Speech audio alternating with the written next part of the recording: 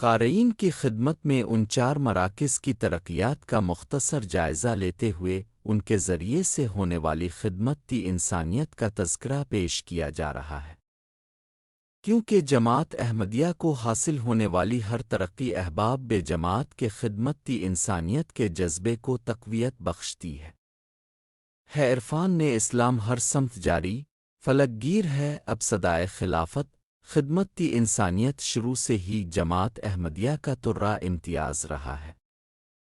حضرت اقدس علیہ السلام نے تو یہاں تک فرمایا کہ میرا مقصود و مطلوب و تمنا خدمت خلق است، ہمیں کارم ہمیں بارم ہمیں رسمم ہمیں راہم، یعنی میرا مقصود و مطلوب اور میری تمنا مخلوق کی خدمت کرنا ہے، یہی میرا کام ہے اور میری ذمہ داری بھی یہی ہے، اور یہی میرا رسم اور طور طریقہ بھی یہی ہے۔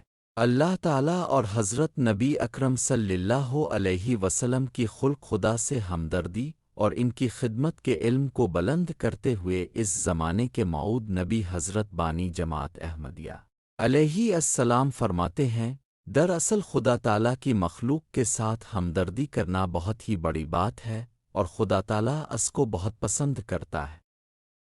اس سے بڑھ کر اور کیا ہوگا کہ وہ اس سے اپنی ہمدردی ظاہر کرتا ہے۔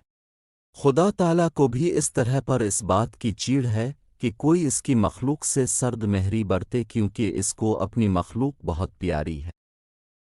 پس جو شخص خدا تعالیٰ کی مخلوق کے ساتھ ہمدردی کرتا ہے وہ گویا اپنے خدا کو راضی کرتا ہے۔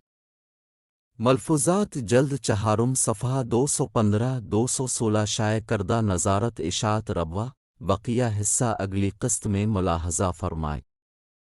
قسط نمبر 3 دیکھنے کے لیے یوٹیوب چینل میسج آف اسلام کو وزٹ ضرور کریں، لائک کریں، شیئر کریں، کمنٹس میں اپنی رائے سے آگاہ کریں۔ شکریہ۔